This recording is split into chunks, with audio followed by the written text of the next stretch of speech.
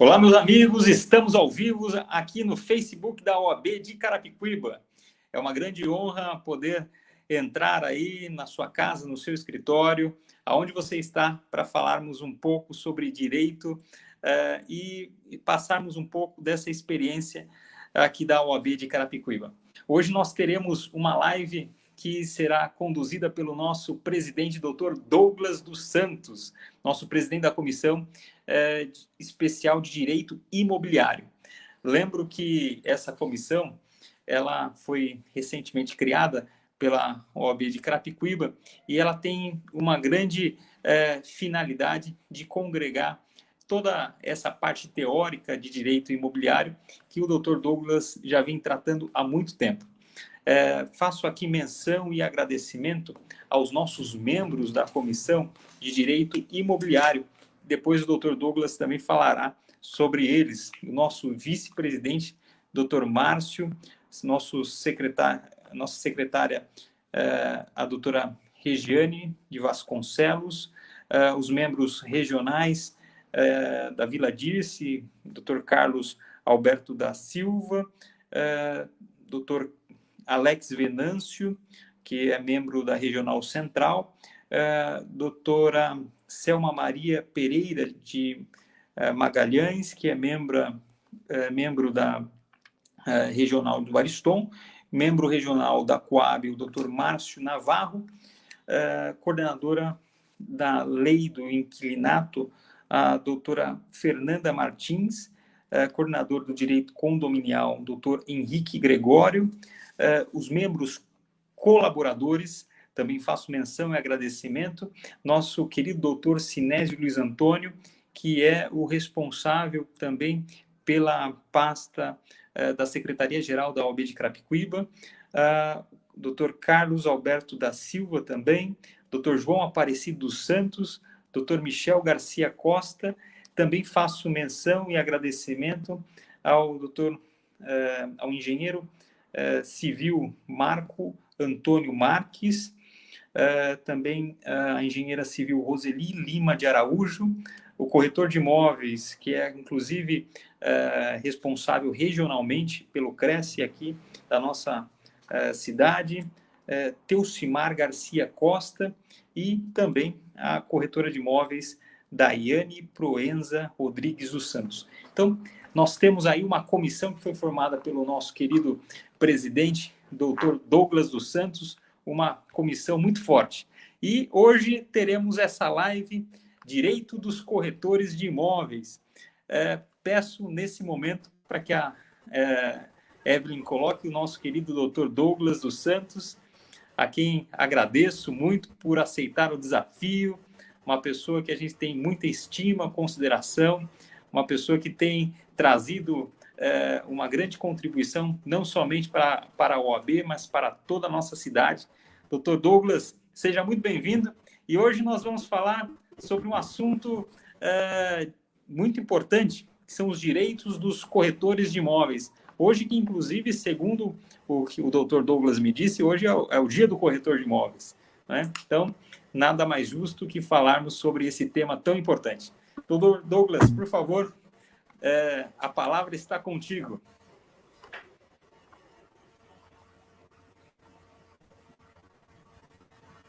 Muito boa tarde. Boa tarde, Dr. Paulo, Evelyn, demais da internautas. Todos aí, ouvindo? Boa tarde.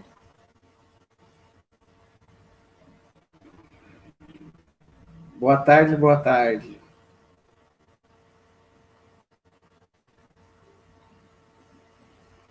Oi, muito boa tarde, tudo bem?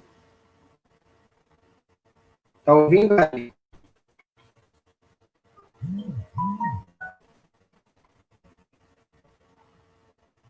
Sim. Tudo bem, então podemos...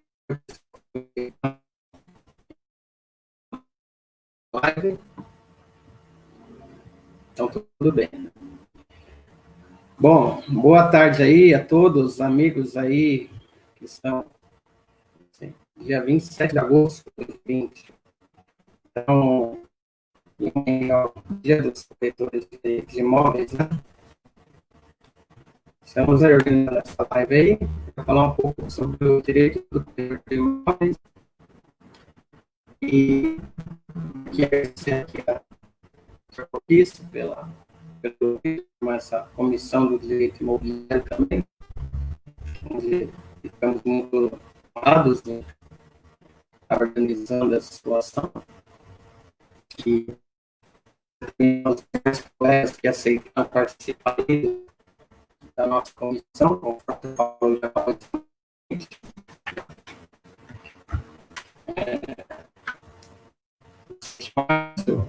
Já está eu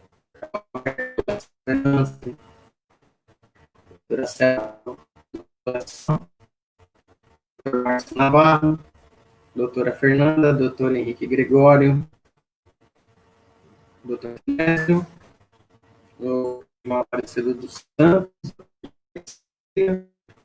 o engenheiro Roselio Marquinhos,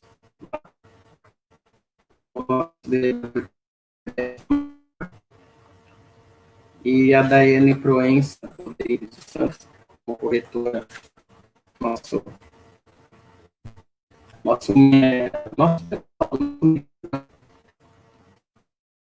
vocês estão ouvindo? Alô? Aqui que é a nossa primeira live, né?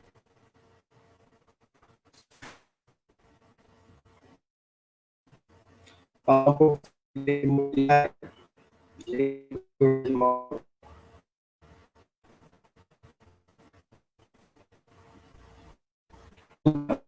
Então, vamos lá. Hoje é dia 27 de agosto de 2020. Essa data é comemorada o dia do imóveis, né? Devido a um decreto de 62, foi criado o dia de comemoração à produção de imóveis. Exatamente há 58 anos. Tempo, né? Então, quero desejar aí, parabenizar aí todos os corretores de imóveis, né?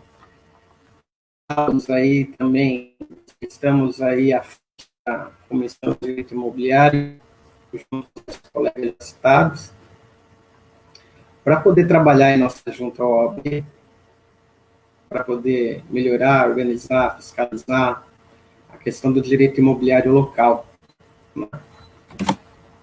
E fomentar aí a nossa economia local também, fiscalizando, orientando nossos parceiros, nossos amigos, clientes, corretores, advogados, tudo que é ao âmbito do direito. E estou ouvindo.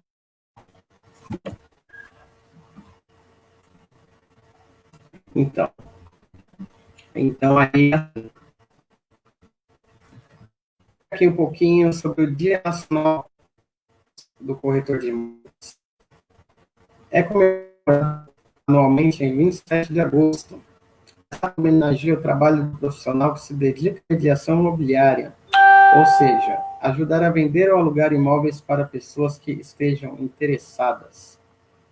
Os profissionais responsáveis pelo marketing das propriedades, investigar as ofertas para os imóveis e fornecer depois, após a finalização do processo de venda ou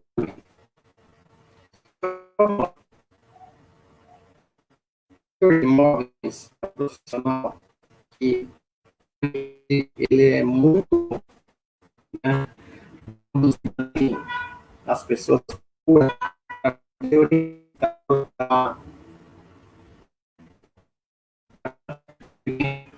imóvel.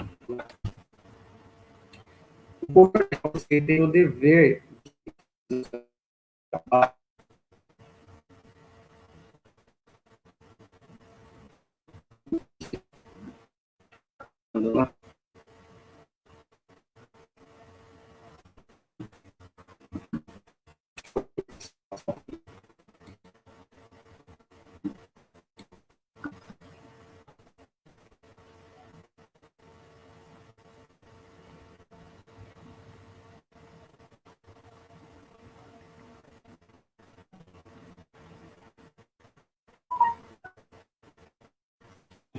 Conseguiu melhorar aqui.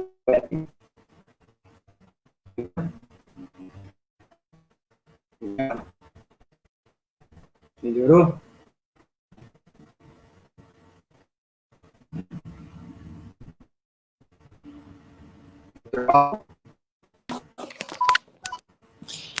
Olá, voltei aqui. Parece que está dando Voltou? alguns probleminhas técnicos aqui. É normal, Sim. Isso acontece sempre. Daí, isso aí, às vezes a internet não está tão boa, né? Meio-dia também, né? Meio-dia também, né? Todo mundo acessando as redes sociais, isso acaba dificultando um pouco. O que pode ajudar, doutor Douglas? De repente, a rede do doutor está sendo compartilhada por outras pessoas aí, né? Pedir para o pessoal sair da internet aí, pelo menos por enquanto a gente estiver com live, talvez possa ser que dê uma ajuda aí para a nossa internet melhorar, né? Sim. E pedir a paciência um pouquinho dos nossos colegas, né? O doutor Douglas se preparou para apresentar um conteúdo aí para a gente, tenho certeza que vai ser de muita ajuda. Sim.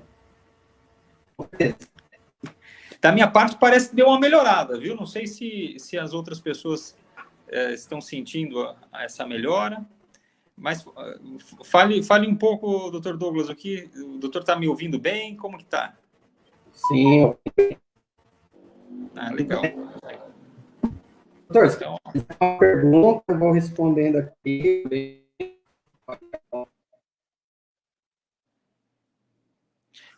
Segundo que a Evelyn está me passando, a minha conexão ela está perfeita, não é? Eu não sei se a questão aí é mais com na internet do doutor aí. Sim. Mas vamos falar um pouquinho sobre a questão do corretor de imóveis. Há quanto tempo que tem essa lei que instituiu essa profissão tão importante? Sim. Então, como aqui pelo né? Ela foi criada em 1962 através de um decreto, né? E há 58 anos estamos oficializada do corretor de imóveis, né? No território nacional, uma profissão que visa o comprador ao vendedor para a compra do imóvel, através de um profissional habilitado para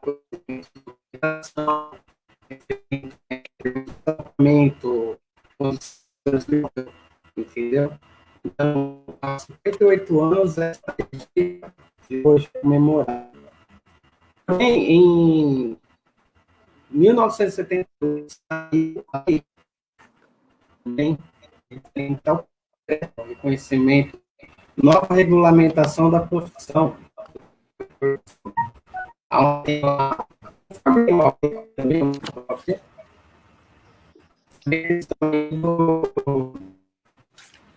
Da ética do corretor,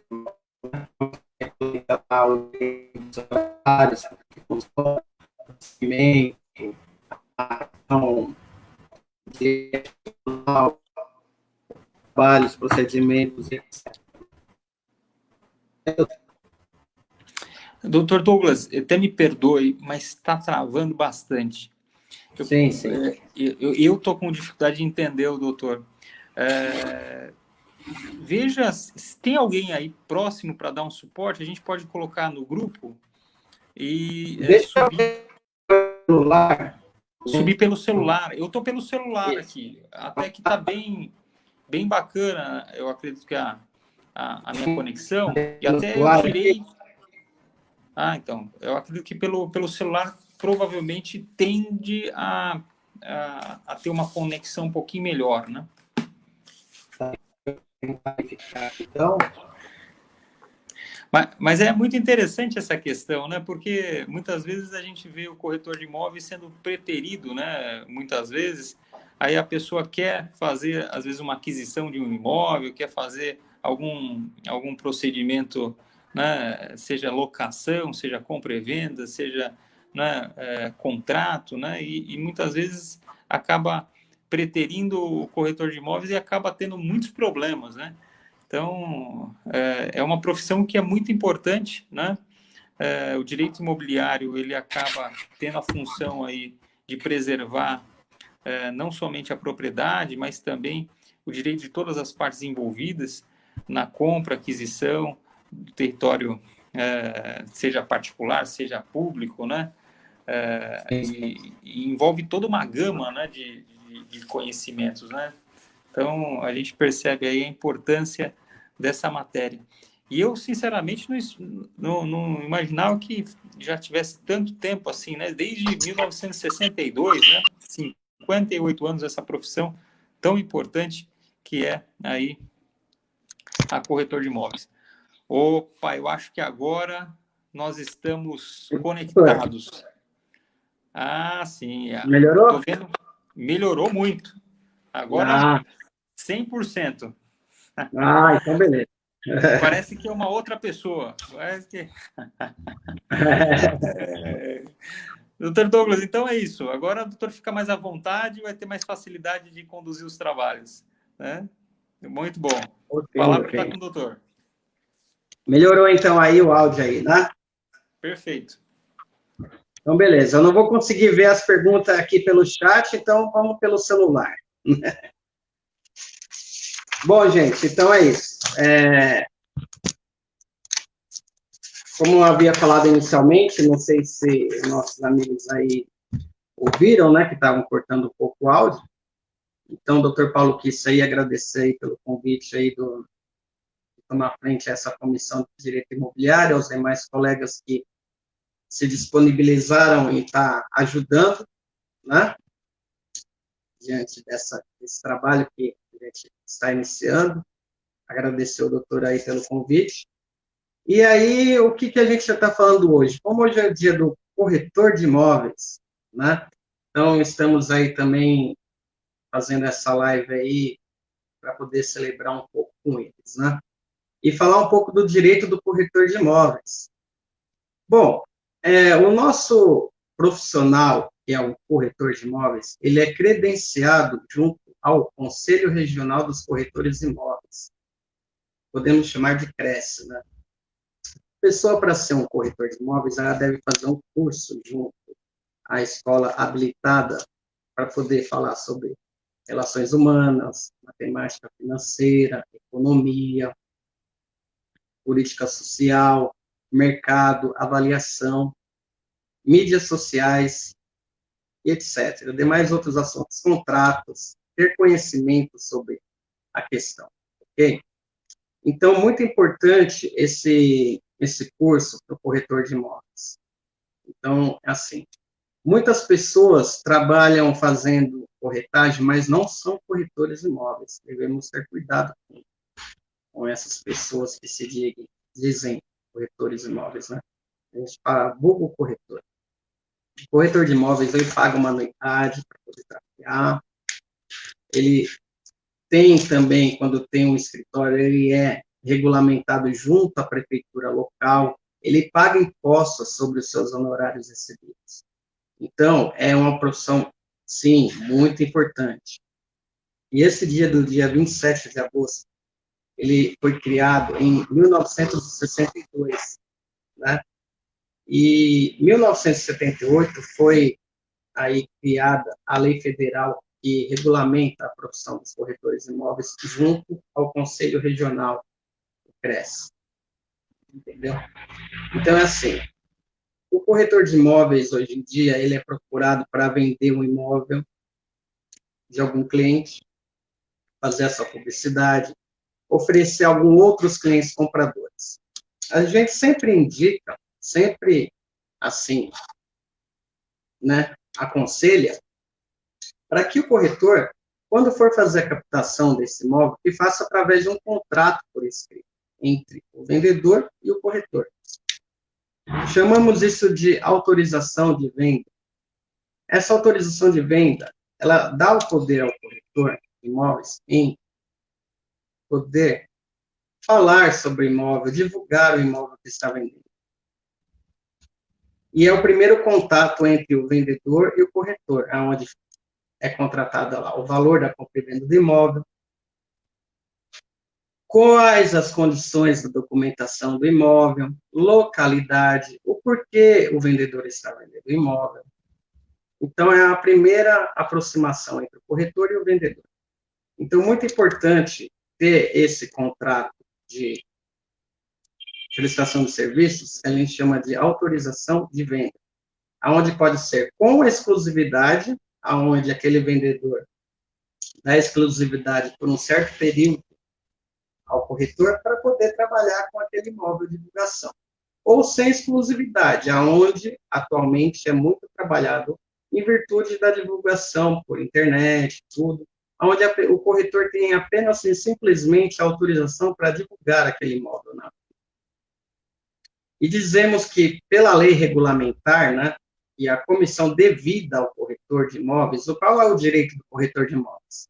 O direito do corretor de imóveis, principalmente, é receber os seus honorários, a sua comissão, com a venda concluída, que é onde o corretor apresenta o comprador, ao imóvel do vendedor, aproximam as partes, e, além disso, existem N procedimentos.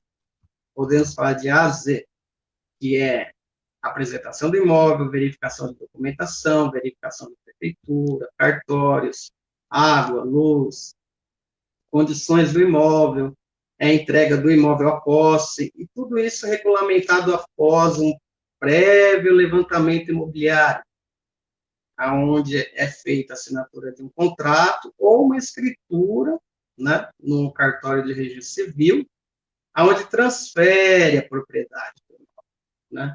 Então, esse trabalho do corretor é um trabalho que, eu falo assim, é um sonho da família, é um sonho de uma pessoa que quer ter a sua casa própria, né? Então, é uma profissão muito bonita e que o direito do corretor de imóveis é, após fazer essa intermediação, é receber os seus honorários, né? Então, a princípio é isso. Demais colegas também. Alguma outra pergunta?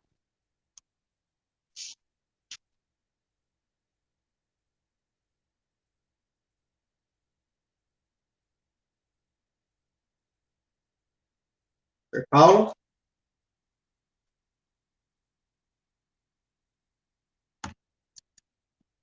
Bom.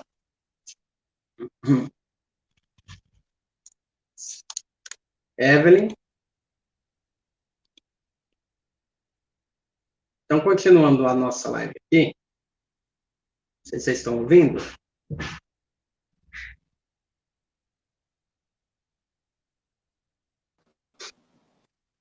Voltei aqui, doutor Douglas. Opa, ouviu, doutor?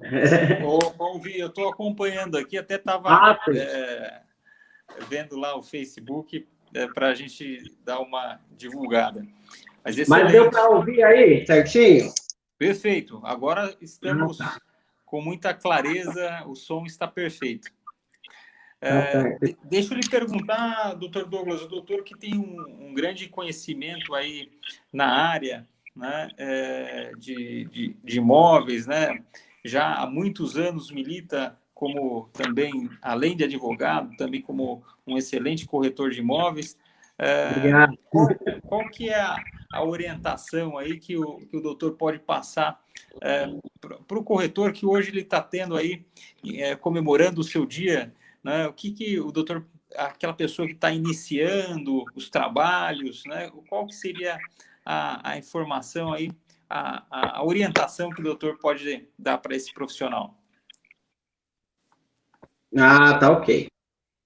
Então, obrigado aí, doutor, pela parabenização também, e dizer que, assim, eu digo que eu comecei há 30 anos atrás, mas eu acho que mais, porque eu nasci praticamente dentro de uma imobiliária. Meu pai, doutor João Aparecido dos Santos, ele tem a imobiliária dele desde 1980. Então, é um corretor bem antigo. E ele também começou. Vou até mostrar uma foto dele, não sei, eu separei uma foto para mostrar dele homenageado. Não sei se vai conseguir ver aqui.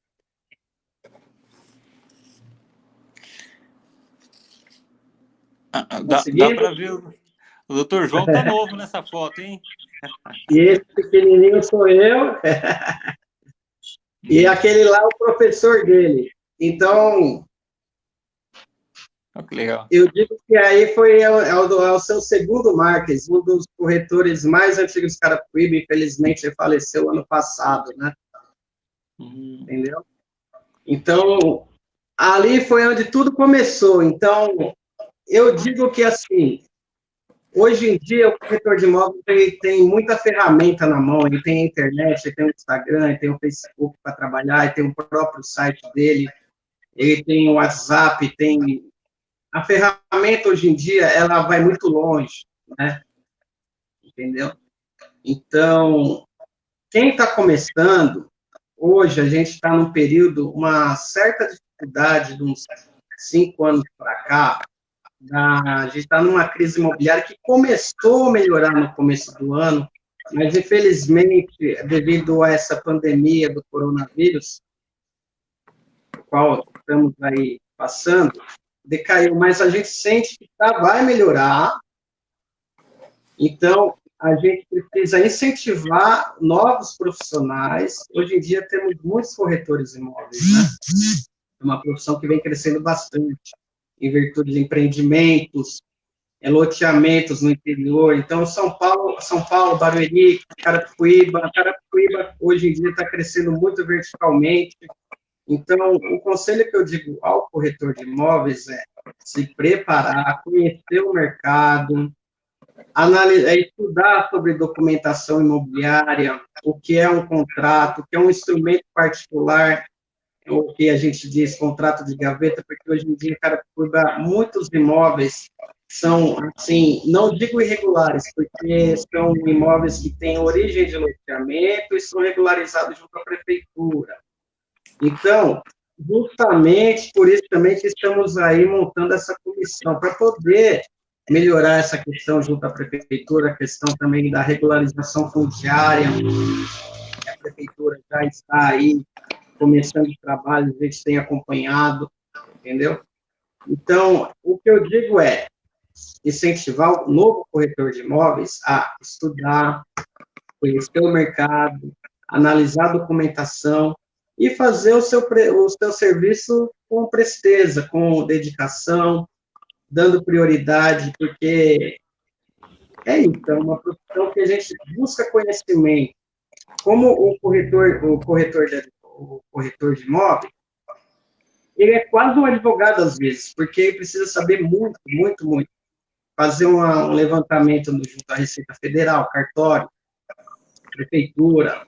Então, existe muito procedimento para poder finalizar uma negociação, entende? Então, eu digo que, assim também, eu agradeço que a gente está aqui nesse escritório desde 96, então há 24 anos. Agradeço demais a todos os colaboradores que estiveram com a gente. Estamos sempre em aprendizagem, né?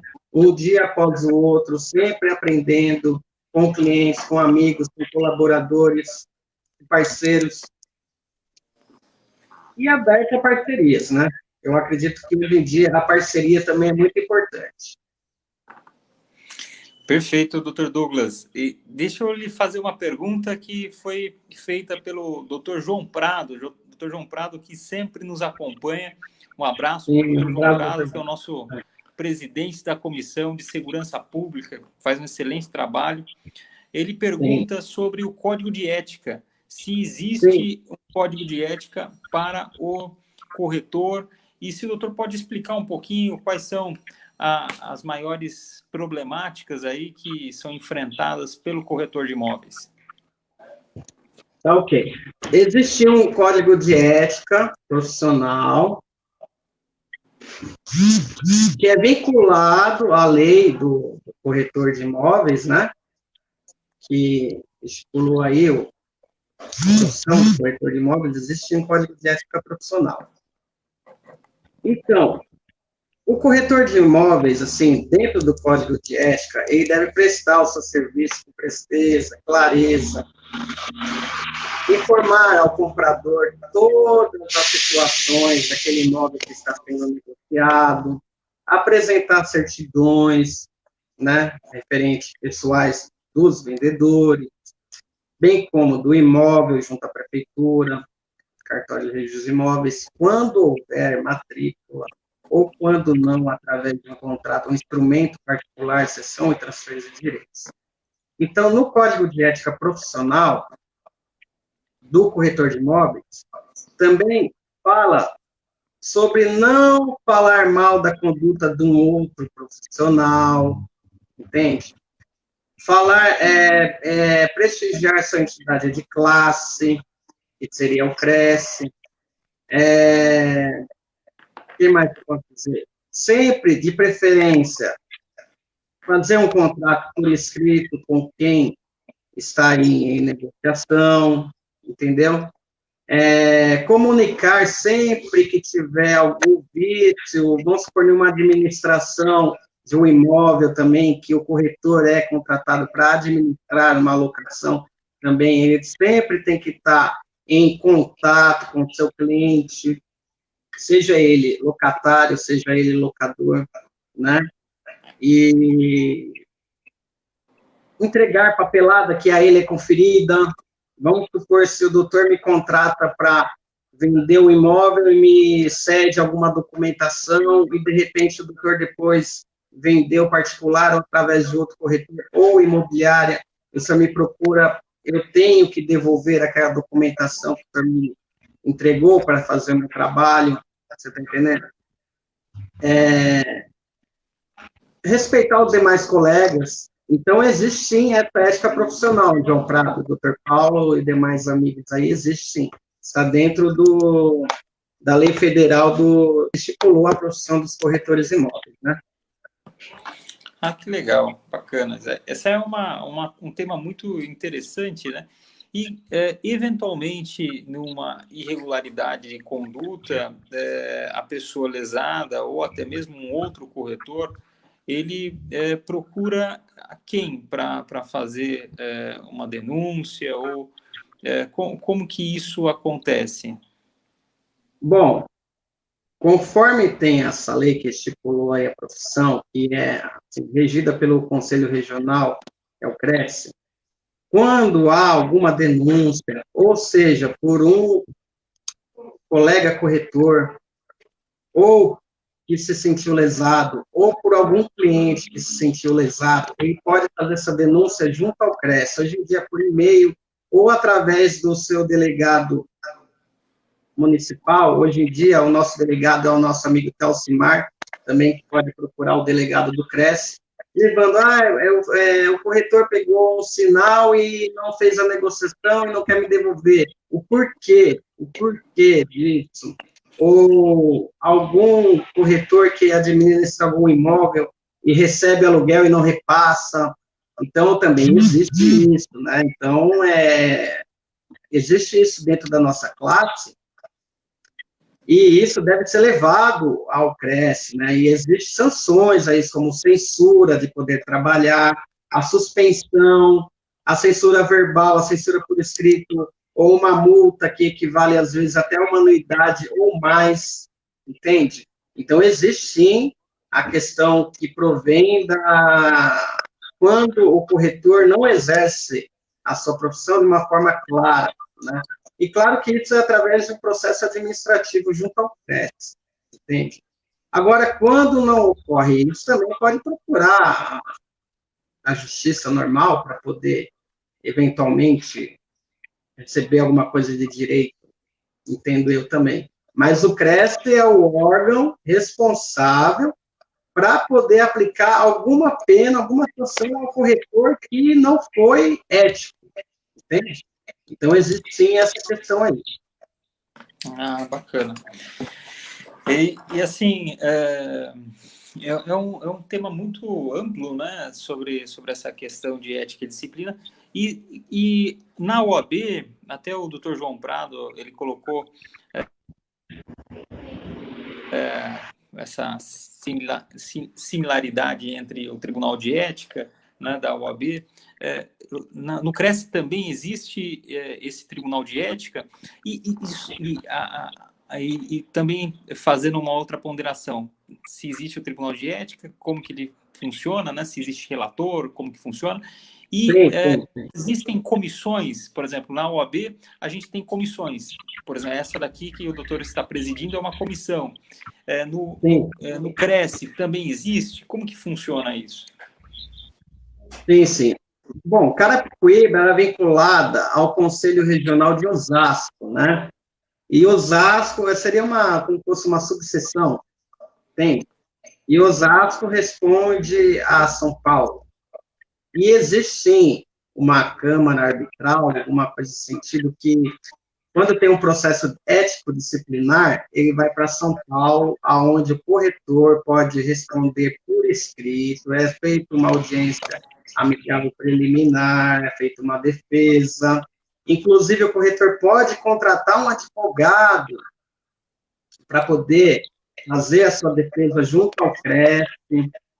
E aí tem todo aquele procedimento ético-administrativo que pode ser julgado procedente ou improcedente, porque, às vezes, também o corretor, ele é pré-julgado e o cliente vai lá e já quer, tipo, falar, vou colocar você no tribunal de ética.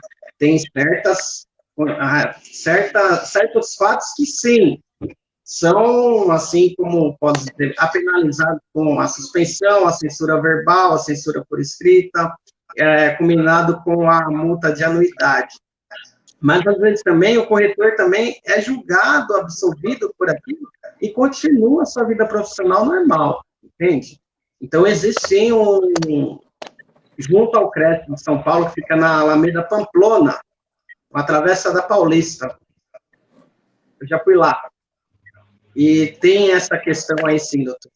Quando tiver alguma coisa, é só procurar o CREF, que é lá que resolve. Isso é bom. E deixa eu lhe perguntar, doutor Douglas, o Cresce também tem essa questão de comissões, por exemplo, não sei se existe alguma comissão, como na OAB, de prerrogativas, né? Uma comissão que trata sobre algum assunto específico, né? Como que funciona essa organização? Por exemplo, Osasco seria a nossa subseção do Cresce, ou seria uma coisa regional? Como que é essa nomenclatura? Sim. Então, existem comissões, sim, a comissão do Osasco, como o senhor acabou de falar, é regional, tem regional de Osasco, de Campinas, do litoral, entende? Então, todas as seccionais respondem para o Cresce estadual de São Paulo, né? Entende? Então, existe sim essas seccionais, e depende de cada região. Então, vamos supor, se aqui em Osasco eu sei que tem lá curso sobre corretor avaliador de imóveis, onde o corretor, além do Cresce, faz o curso de perito avaliador judicial, né? Então, existe essa questão da comissão do corretor fazer cursos profissionalizantes para acrescentar no seu currículo, entende? Tem a questão do Cresce, também várias situações, acredito eu, assim, que também tem algumas situações e comissões também. Como a gente está aqui em Carapicuíba, então a gente está aqui, não temos uma regional, né, posso dizer, uma subseção. Então, lá em Osasco, eu acredito eu que eles trabalham mais em cima disso, entende? Legal. Porque Osasco supervisiona a Carapicuíba. Então, existe o fiscal do Cresce, que sempre passam aqui na nossa cidade para fiscalizar as imobiliárias, os corretores, apresentar a anuidade em dia. O corretor deve apresentar a autorização, um contrato de prestação de serviço, quando o fiscal solicita, você está negociando aquele imóvel, está com placa, o Cresce tem que estar junto à placa, entende? Então, assim, esses são deveres do corretor, deveres. E sobre os direitos do corretor, que a gente fala, é quando a gente fica feliz, né? É quando recebe os honorários, né, doutor? Então, tem todo um procedimento para chegar até uma venda concluída, entende? Assim, a principal dificuldade que o doutor verifica em relação ao corretor de imóveis, qual seria essa dificuldade? O doutor elencou aí essa questão de que o corretor precisa se preparar, estudar o que é contrato, e saber sobre a regularização imobiliária, conhecer o mercado, mas qual conhecimento que talvez o doutor, na visão do doutor, avalia que o corretor precisa estar mais antenado? E como o advogado ele pode, de alguma forma, auxiliar esse corretor de imóveis na aquisição desse conhecimento para trabalhar em parceria? Bom, eu acredito que a maior dificuldade que o corretor de imóveis enfrenta é o próprio cliente, entende? Porque, assim, a dificuldade de você confiar, né, naquele trabalho do corretor de imóveis e, de repente, o corretor de imóveis ser excluído da negociação. Isso existe muito, né? Porque muito corretor de imóveis não faz aquilo que a gente vem dizendo, que é um contrato por escrito de prestação de serviço. E mesmo com esse contrato de prestação de serviço, que lhe dá autorização para negociar o imóvel,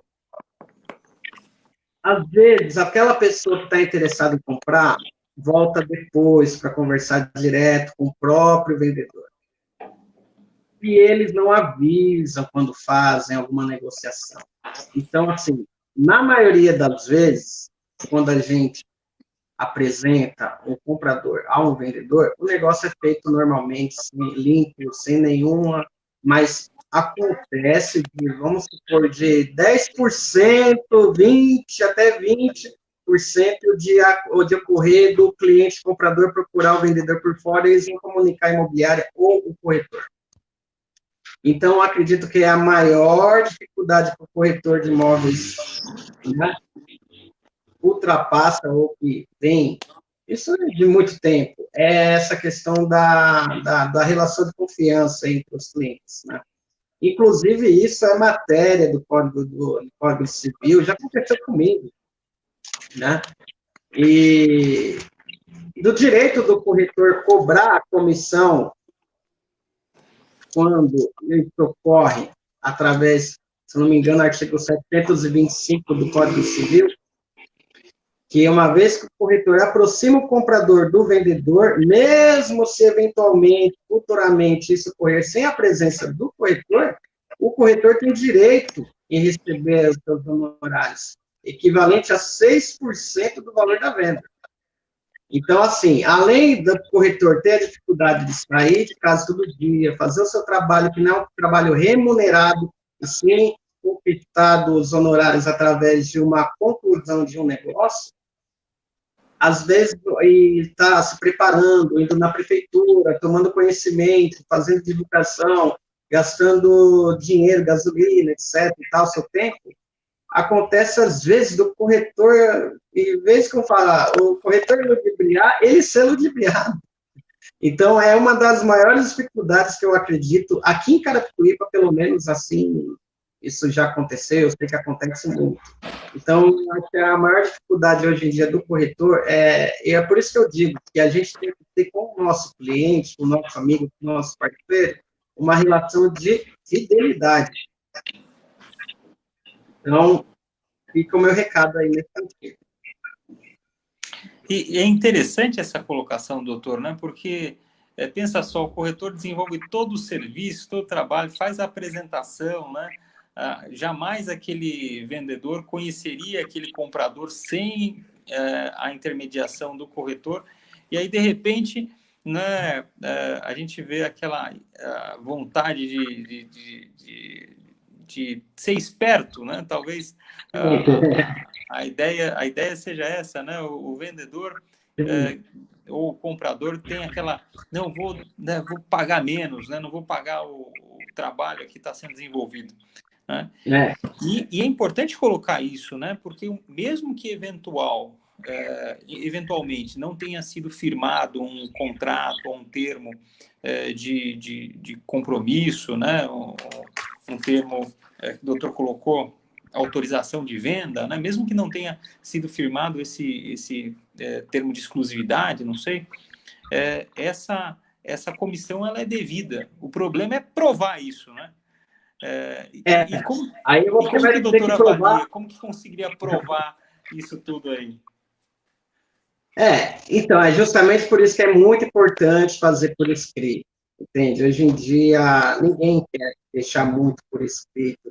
Já visto que existe N imobiliárias, N corretores que podem estar, a pessoa tem urgência de vender, quer negociar logo, entende? Então, pelo menos assim, uma fidelidade, uma parceria, né, é muito importante. Não é qualquer um que também o corretor pode trabalhar, vou trabalhar na venda de uma pessoa mais não conhece. Eu acredito que também hoje essa ferramenta do WhatsApp, quando a pessoa manda alguma foto de um imóvel para vender, que não assina com você um contrato, e você printa aquela conversa, você manda para ela um termo, mais ou menos, para assim, qual é a obrigação do vendedor, né? E é não tratar principalmente com pessoas que o corretor indicou o imóvel posteriormente, entende? Então, eu acredito que quando não tem isso por escrito ou assinado uma autorização, que pela lei do corretor de imóveis, é obrigatório todo corretor ter essa autorização por escrito, mas essa lei é de 78, então a gente está em 2020, é uma lei que a gente está com 44 anos, 43 anos, 42 anos, entende? Então, eu acredito que quando ocorre isso, de não ter por escrito e o vendedor fazer um negócio com aquele cliente apresentado pelo corretor, a gente tem que provar isso através de testemunha. E como que acontece, doutor Douglas, até, desculpe ter cortado o doutor, como que acontece, por exemplo, tem um imóvel aí de um alto valor, né?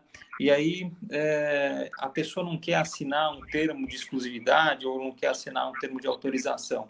E esse imóvel está sendo comercializado por vários corretores, né? Como que você define qual corretor que foi o imprescindível para que o negócio acontecesse? Como que faz essa avaliação? Porque pensa só, às vezes dois, três corretores questionando o comissionamento. Como que isso acontece? Explica um pouquinho sobre essa situação. Bom, é uma questão que cada corretor ele tem uma forma de trabalhar, cada imobiliária tem uma forma de trabalhar, tem o seu formato, o seu procedimento. Então, quando o imóvel, o vendedor, em alto valor, por exemplo, que tem urgência de vender, coloca em várias imobiliárias, vários corretores, algum deles vai vender. Ok? Cabe à imobiliária que vai recepcionar o imóvel à venda, querer ou não trabalhar com aquele imóvel. O corretor que está absorvendo a venda daquela forma que o vendedor está querendo colocar em várias imobiliárias, ele corre o risco, sim, de estar trabalhando e navegando sem norte nenhum. Entende?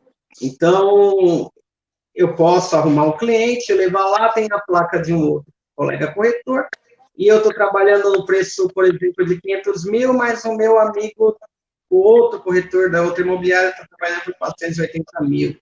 Então, está mais barato. Então, o comprador vai para aquele lado. Cabe ao vendedor, se eu mostrei o imóvel, junto com aquele parceiro que pegou o cliente apresentado, fazer uma reunião, eu acredito em fazer um racha da comissão, né?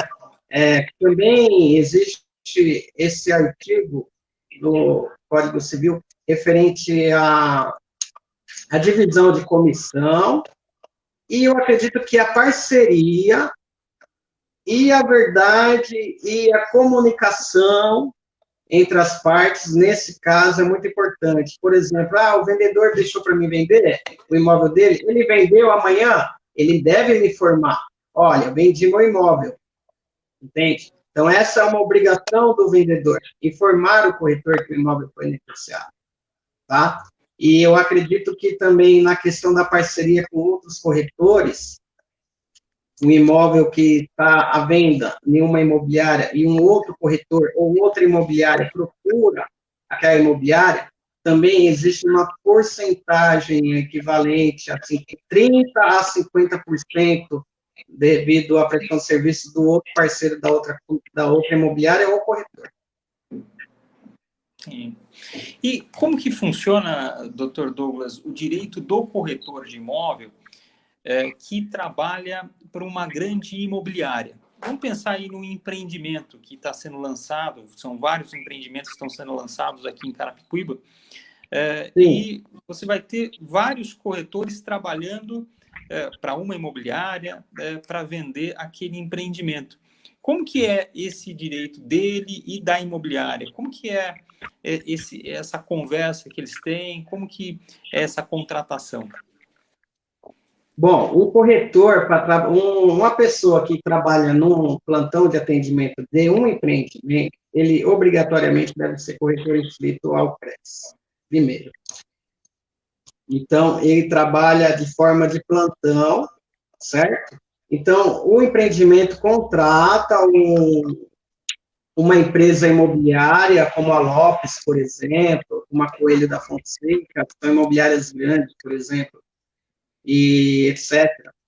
Então, essa imobiliária vai ter uma questão de porcentagem referente a cada unidade vendida. E isso é feito o contrato por escrito. Aí sim, com certeza, essa empresa tem um contrato por escrito junto ao empreendimento.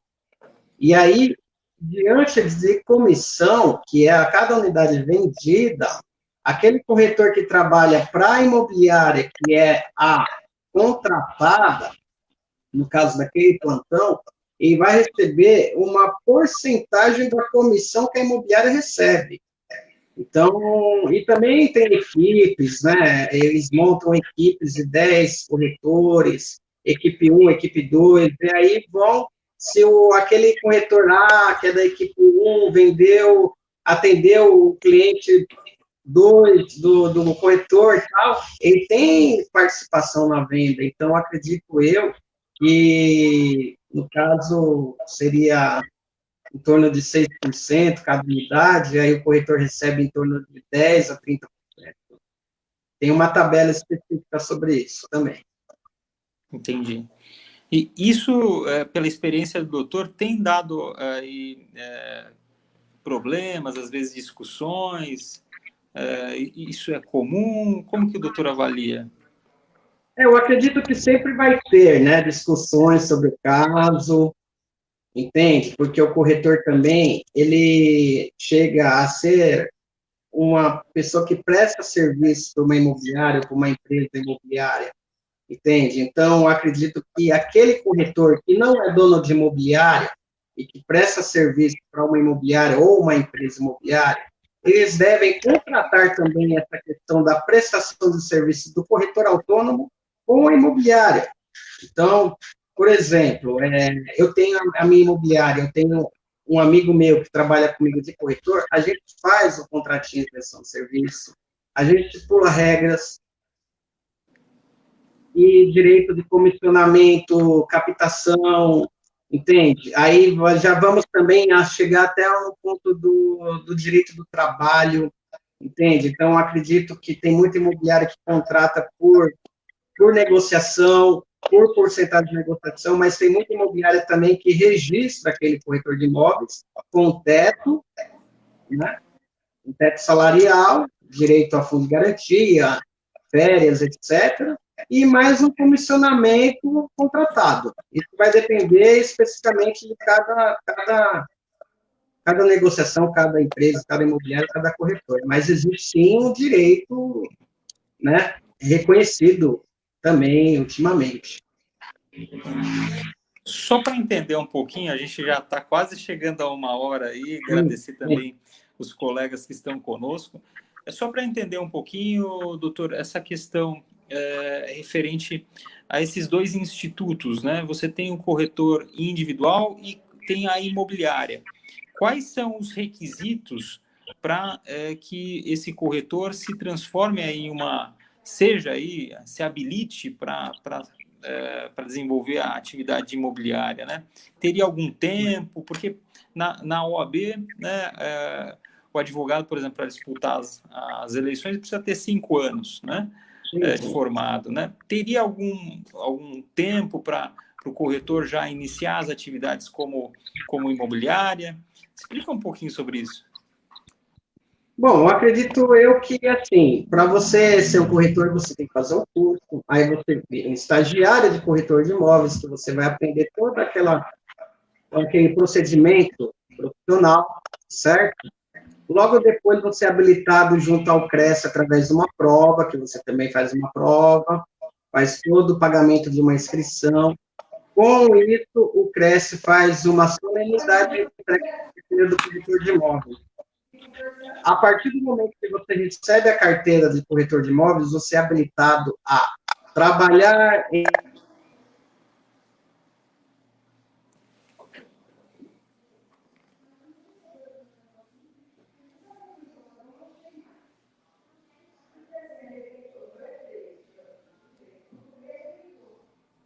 Doutor Douglas, eu não sei se falhou aqui, estão me ouvindo?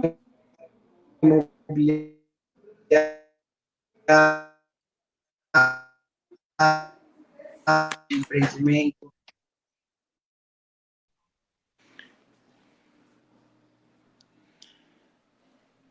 Alô, voltei.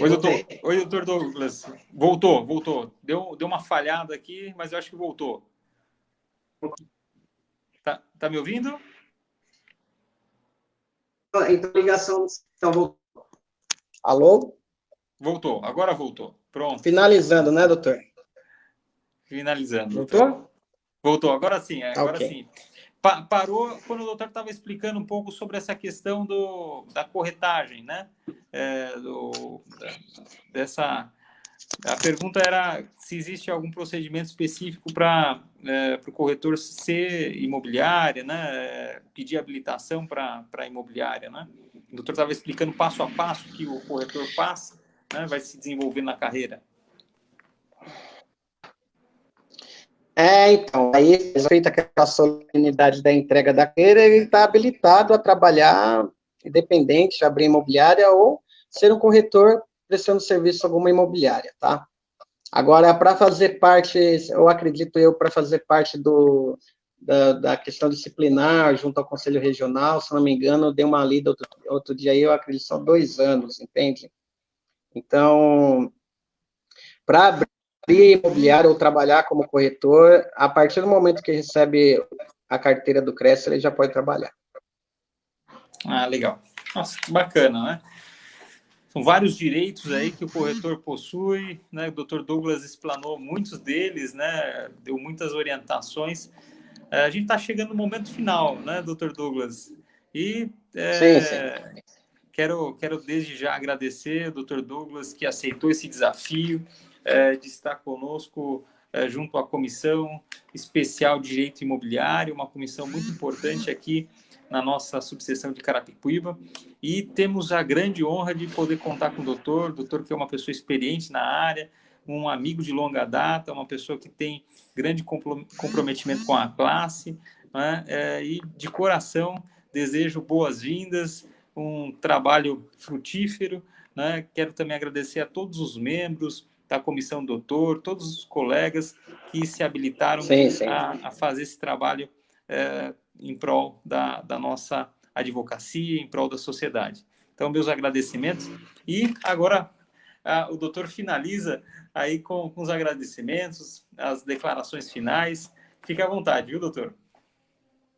Não, tá ok, doutor. Eu agradeço aí pelo convite. Essa aqui é a minha primeira live. Então, desculpa se teve algum erro, alguma questão aí que não foi bem explanada. E parabenizar todos os colegas corretores, né, de imóveis por esse dia.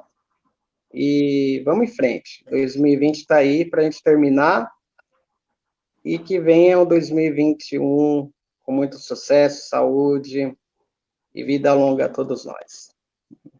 Amém. E de preferência sem vírus, né, doutor Douglas?